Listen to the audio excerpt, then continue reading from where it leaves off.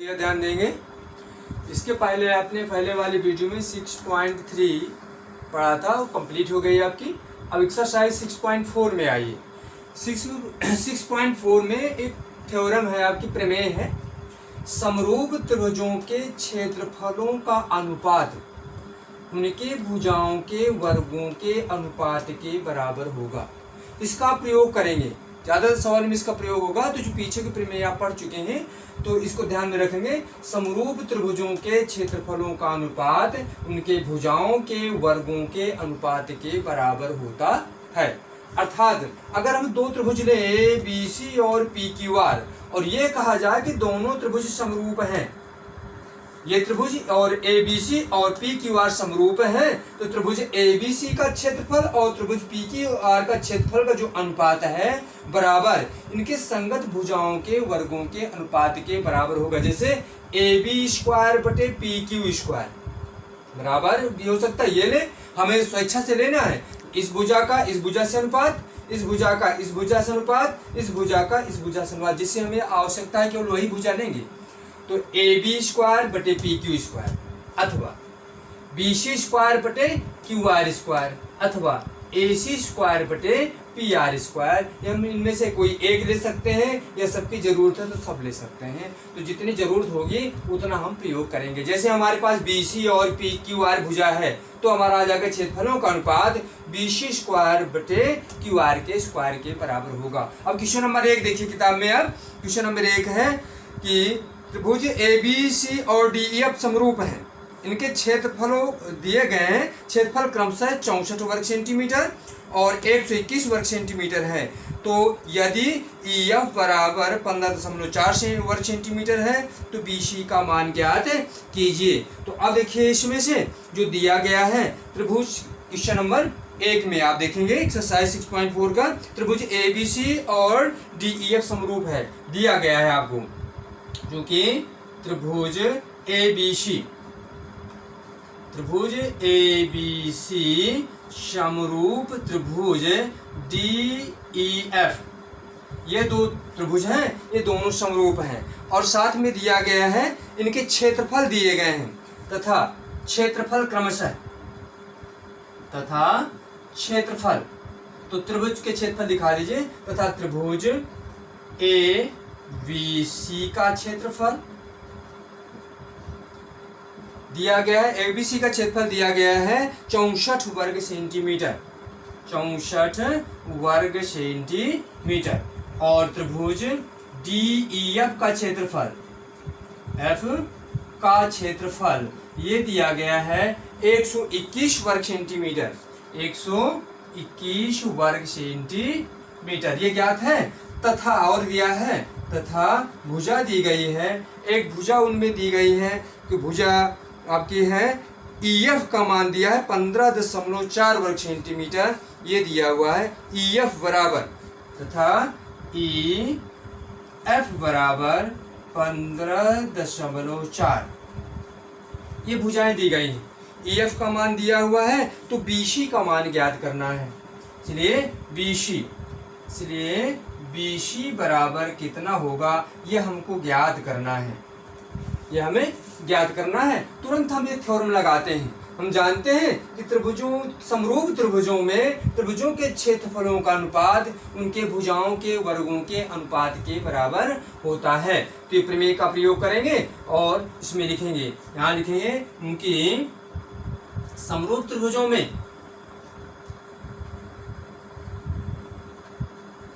समरूप त्रिभुजों में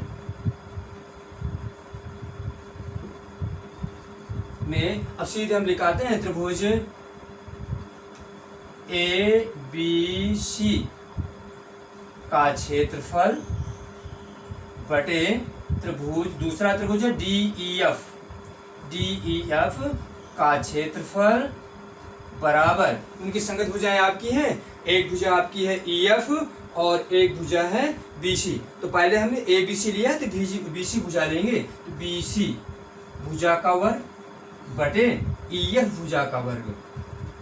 अब आपको यहाँ पर यही ध्यान देना है कि भुजाएं ई एफ दी है, अब बी सी ज्ञात करना है। तो त्रिभुज ए बी सी में बी सी आएगा, तो पहले त्रिभुज ABC का लिया है तो अंश में BC भुजा आएगी, ABC की भुजा BC है और DEF की भुजा EF है। मान आपको रखना है, मान हमें ABC का क्षेत्रफल दिया गया है 64 वर्ग सेंटीमीटर और DEF का क्षेत्रफल दिया गया है 121 वर्ग सेंटीमीटर और BC का मान ज्ञात करना है और EF दिया गया है 15.4 सेंटीमीटर। अब हल करेंगे इसको तो ये BC स्क्वायर है उसका मान ज्ञात करना है, इसका तीर गुणा करेंगे तो यहाँ मान ज्ञात करेंगे, इसलिए BC स्क्वायर बराबर, इसलिए BC स्क्वायर बराबर इसका यहाँ तीर गुणा कर देंगे 64 गुणे 15.4 और बटे में 121। अब आपको ध्यान देना है 15.4 का अब इसमें 64 गुणा कर दें अथवा सीधे वर्गमूल निकाल लें। सीधे वर्गमूल निकालते हैं तो ये BC बराबर तभी आपको ज्ञात होगा 64 121, तो 64 का वर्गमूल तो 8 आ जाएगा, 121 11 आ जाएगा, 15.4 बचेगा तो इसका भी वर्गमूल आप निकालेंगे। देख सकते हैं कि इसका वर्गमूल निकलता है क्या 15.4 का वर्गमूल निकालेंगे तो ये आपका आ जाएगा 3 3 9 आ जाएगा और बचेगा 6 दशमलव संख्या आपकी आ गई, 0.4 उतार लेंगे और ये 3 3 जोड़ देंगे, ये आ जाएगी 6 संख्या आपकी आ जाएगी। इस तरह करके अथवा गुणा करके भी देख सकते हैं, गुणा करके देखें आसान पड़ जाएगा तो वैसे भी गुणा कर सकते हैं आप। तो जैसे 64 और 1 से गुणा करेंगे तो 4 चौक 16, 4 पंचे 20, 1 21, 4 और 4 2 6 और 6 चौक 24 और 6 पंचे 30 और 2 32 और 6 के 6 3 9, ये लेंगे 6 5 6 2 8 और ये 9 संख्या आ गई और 0.1 अंक के बाद आ जाएगा। इसका वर्गमूल निकाल के आप भाग दे सकते हैं अथवा मान करके आप इसे सीधे ऐसे भी रख सकते हैं। तो अब इसे BC स्क्वायर BC बराबर इसे यहाँ दिखाते हैं आगे, इसलिए BC बराबर √64 गुणे 15.4 और बटे में 121। अब 64 का वर्गमूल 8 आ जाएगा, 121 का वर्गमूल 11 आ जाएगा और 15.4 का वर्गमूल आपको निकाल लेना है और मान ये निकाल करके आपको रख देना है। मान निकालेंगे तो ये प्राप्त होता है आपका 1.4, इसका वर्गमूल निकाल के हल करते हैं, भाग देते हैं तो निकाल लेते हैं 15.4 स्क्वायर। आप भुजाओं में अगर आप देखेंगे तो भुजाएं जो दी गई हैं दोनों भुजाओं में तो 15.4 EF बराबर 15.4 दिया हुआ है। अब इसका वर्ग करेंगे, हम क्या करेंगे, इसका वर्ग करेंगे तो ये वर्ग रह गया था आपका, तो यहाँ पर वर्ग करना है इस संख्या का। जो वर्ग करेंगे तो आपको वर्गमूल नहीं निकालना पड़ता है, तो यहाँ पर वर्ग संख्या रखेंगे तो ये जब वर्ग आ जाएगी तो वर्ग संख्या में इसका वर्गमूल आपको निकालना नहीं पड़ेगा, सीधे माना जाएगा 8 गुणे ये प्राप्त हो जाएगा सीधे। ये आप सीधे लिख दीजिए, यहाँ पर वर्ग संख्या आपकी आ गई तो सीधे आप गुणा कर सकते हैं 15.4। अब भाग दे देना है आपको, 11 का भाग दे देंगे, 11 के 11, 11 चौक 44 और गुणा कर देना है 1.4 प्राप्त हो जाएगा और गुणा कर देना है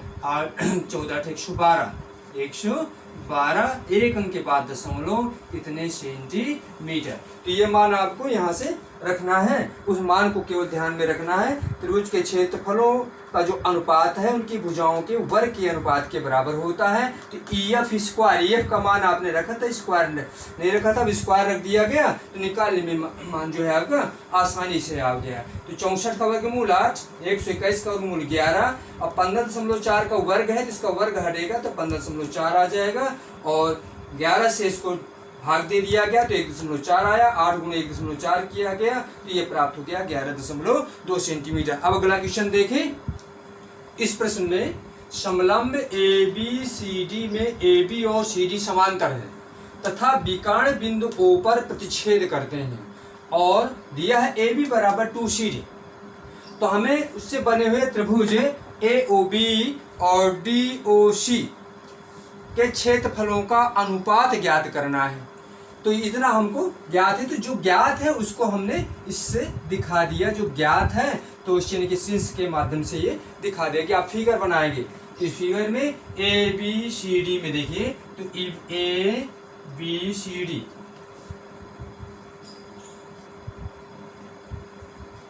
ए बी सी डी, ये देखिए एक समलंब लिया गया है।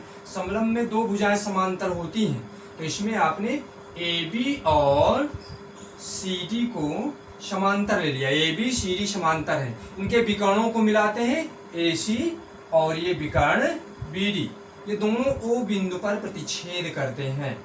तो एक ए ओ त्रिभुज बना, एक ए ओ बी और एक बना डी ओ सी। तो इसमें हमें त्रिभुजों के क्षेत्रफलों का अनुपात ज्ञात करना है, कितना प्राप्त होगा, इनका अनुपात, इस त्रिभुज का क्षेत्रफल का अनुपात इसका कितना प्राप्त होगा, यह हमें ज्ञात करना है। इसी आगे बढ़ते हैं, इसलिए आप यहां दिखाएंगे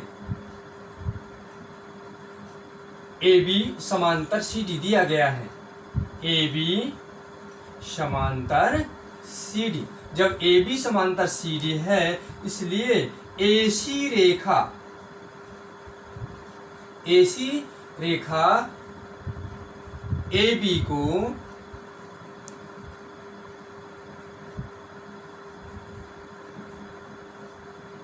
तिर्यक प्रतिच्छेद करती है,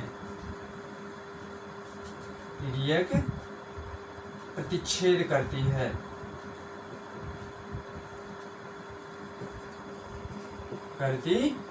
अब देखिए ऐसी ये रेखाएं हैं और कोई रेखा इसको तिर्यक, दोनों ये समांतर रेखा है, तिर्यक प्रतिच्छेद करें तो इनके एकांतर कोण बराबर होंगे। तो ये कोण और ये कोण दोनों आपस में एकांतर बनेंगे और बराबर होंगे। अतः ये कोण ए, ये कोण और ये कोण आपका ये दोनों एकांतर कोण बनेंगे। तो अब आपको ये दिखा देना है कि इसमें कोण आपका जो बनेगा सी ए बी और ए सी डी बराबर होंगे, इसलिए कोण सी ए बी बराबर कोण ए सी डी। क्यों बराबर है? ये एकांतर कोण है, एकांतर कोण है, इसलिए ये आपस में बराबर है।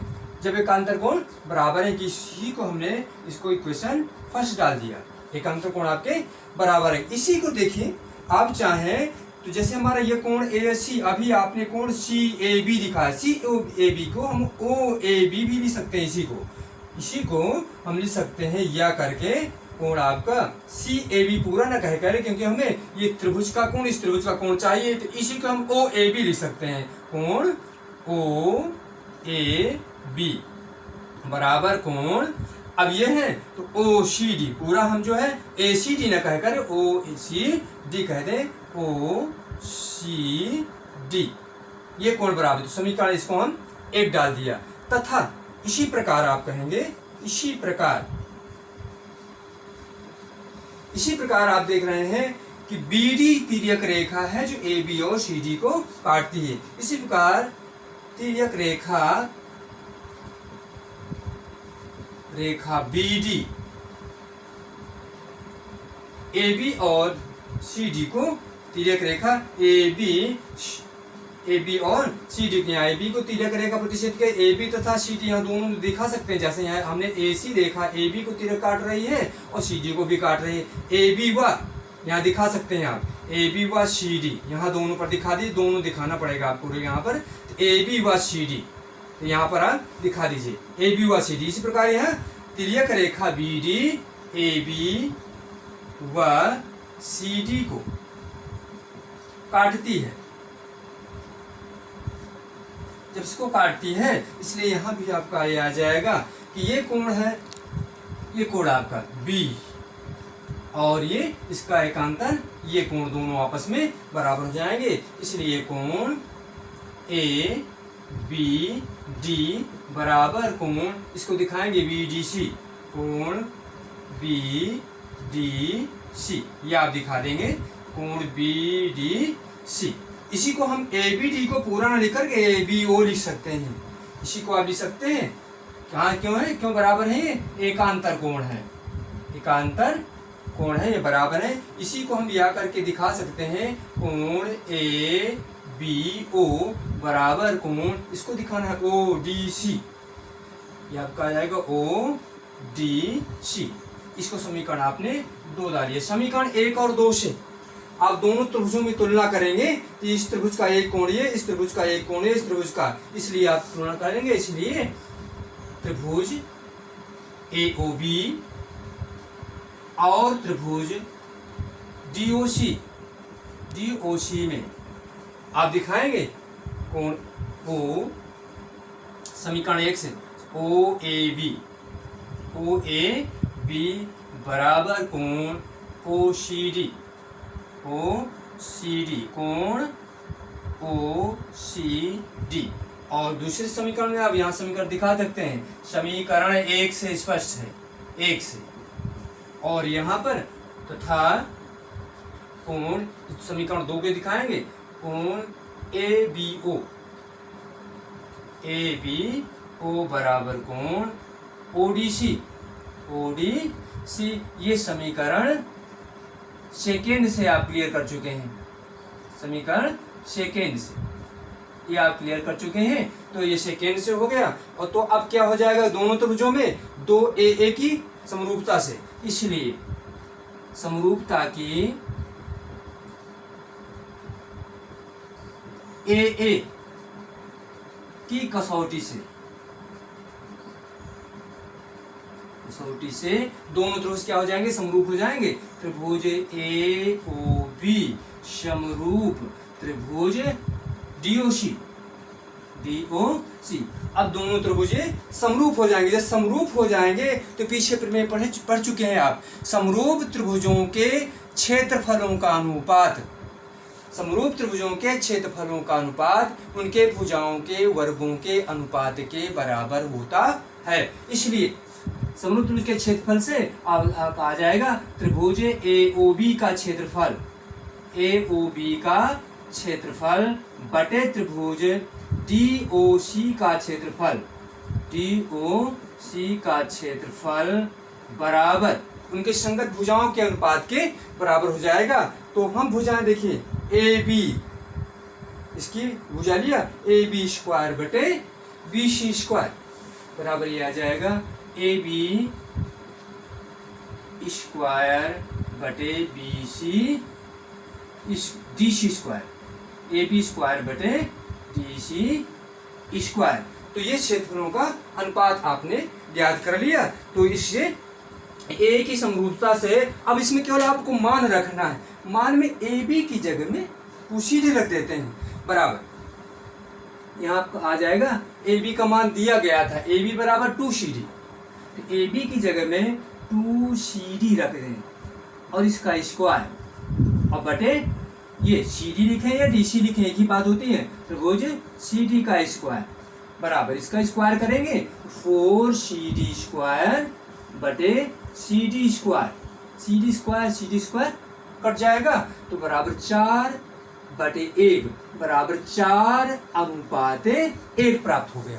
तो ये आपने देखा कि पहले आपने त्रिभुजों को समरूप सिद्ध किया, कि समरूप की प्रमेय का प्रयोग किया, इसके बाद भुजाओं को केवल बाद में जो कंडीशंस दी गई है AB बराबर 2CD, तो ये निकालने के बाद AB की जगह में 2CD केवल आपने रखा है, मान आपका आ गया 4 बटे 1 अर्थात 4 अनुपात 1। तो ये आपका आंसर हो जाएगा, यही आपका आंसर प्राप्त हो जाएगा 4 अनुपात 1। तो समलंब में अगर ये कंडीशन दी गई है तो उनके द्वारा विकर्णों द्वारा जो प्रतिच्छेद करते बने हुए त्रिभुजों के क्षेत्रफलों का अनुपात क्या प्राप्त हुआ, 4 अनुपात 1। क्वेश्चन नंबर 3 में ज्ञात है दो त्रिभुज ABC और DBC हैं, दो त्रिभुज ABC तथा त्रिभुज DBC एक ही आधार BC पर स्थित हैं तथा विकर्ण O पर प्रतिच्छेद करते हैं। तो इसका फिगर दिया गया है, फिगर देखिए, त्रिभुज जो है ABC आधार BC पर लिया गया है, ABC और आधार BC पर आपका त्रिभुज है आपका त्रिभुज DBC, दो त्रिभुज आपके ये लिए गए हैं। तो ये आपका त्रिभुज बन गया, ABC आधार BC पर है और DBC आधार BC पर बना हुआ है। तो हमें सिद्ध करना है ABC का क्षेत्रफल DBC का क्षेत्रफल AO और DO के अनुपात के बराबर है। ये हमको प्रूव करना है। प्रूव करने के लिए आपको रचना करनी है। रचना करते हैं। इसमें क्या रचना करेंगे, शीर्ष से इस पर लंब डाल देते हैं। शीर्ष से इस पर लंब डाल दिया गया और यहाँ से भी इस पर लंब डाल दिया गया।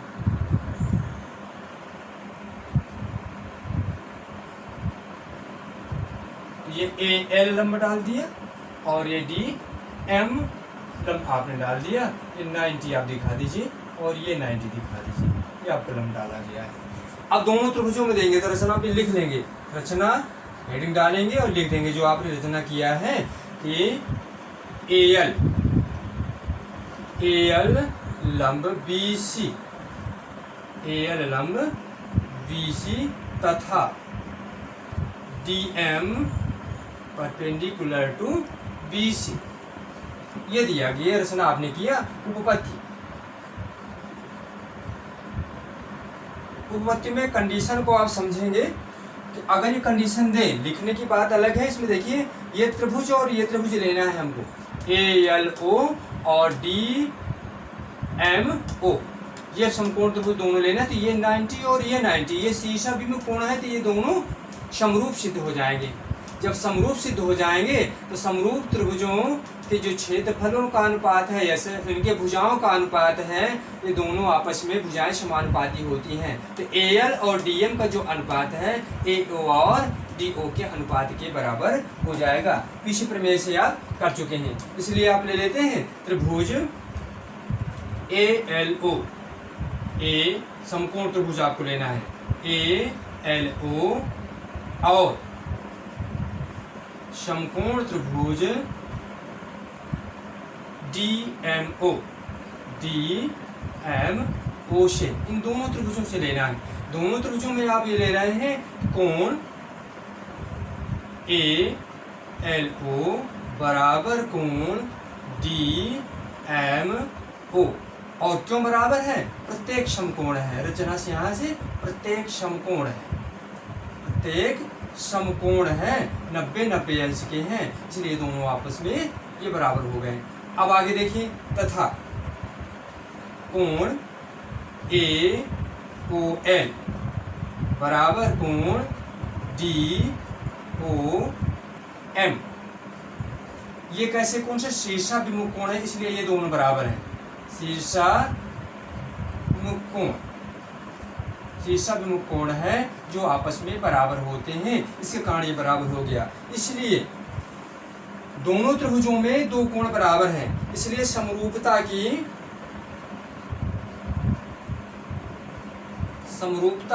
AA की कसौटी से क्या हो जाएगा, दोनों त्रिभुज समरूप हो जाएंगे। त्रिभुज ALO समरूप त्रिभुज आपका आ जाएगा DMO, दोनों समरूप हो जाएंगे। और जब समरूप हो जाएंगे इसलिए संगत भुजाएं समानुपाती हो जाएंगी, इसलिए इनकी संगत भुजाएं AL बटे DM बराबर AO बटे DO। पीछे आप पढ़ चुके हैं, समरूप त्रिभुजों की संगत भुजाएं समानुपाती होती हैं। तो ये समरूपता की परिभाषा से आपको होगा, इसका इक्वेशन नंबर फर्स्ट डाल दिया आपने।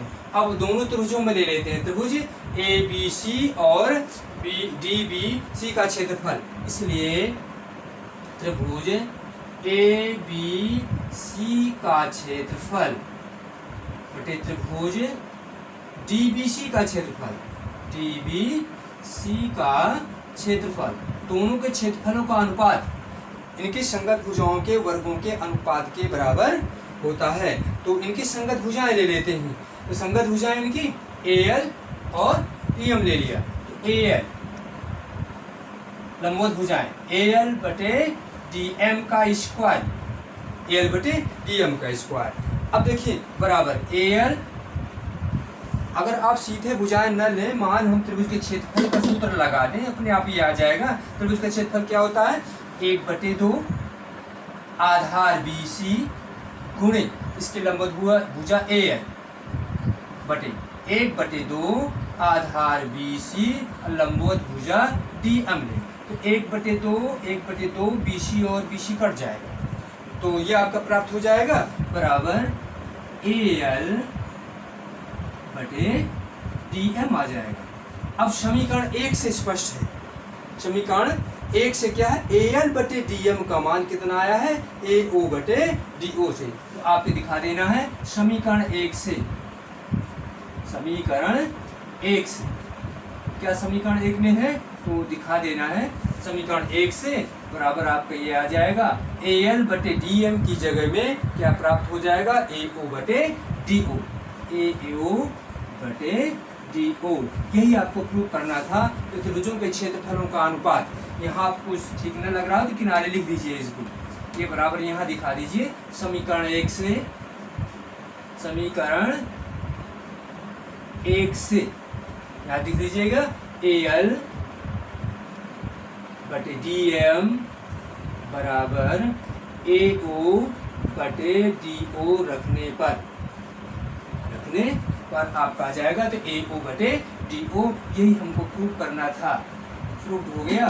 तो ये आपका आया त्रिभुज ABC और DBC का क्षेत्रफल AO और DO के अनुपात के बराबर होता है। तो बहुत आसान सी बात है, आपको समरूप से दिखिए, समरूप से आपने प्रमेय लागू किया तो इसका क्षेत्रफल निकालिए 1/2 आधार गुणे लंब, तो आधार BC लंब AL और 1/2 आधार BC लंब क्या है DM, दोनों त्रिभुजों के क्षेत्रफल अनुपात जो बराबर कट जाएगा तो AL और DM के अनुपात के बराबर आ गया। ये हम यहाँ से निकाल चुके हैं, AL और DM का अनुपात A और DO के बराबर होता है। तो उस प्रकार आपने क्वेश्चन नंबर 3 को प्रूव कर लिया। और इसे पीछे वाले वीडियो को देखते हुए आगे उनकी थ्योरम्स को पढ़ते रहिए और वीडियो को लाइक करिए और इसको चैनल को आप सब्सक्राइब करते रहिए, ताकि हमें पता चलता है कितने लोग जुड़े। तो आप इसे जो है सब्सक्राइब करते रहें और ठीक से करिए। कोई भी समस्या है, कोई भी डिफिकल्टी है, कठिनाइयाँ है, कमेंट बॉक्स में दे, उसको हम पुनः बताएंगे।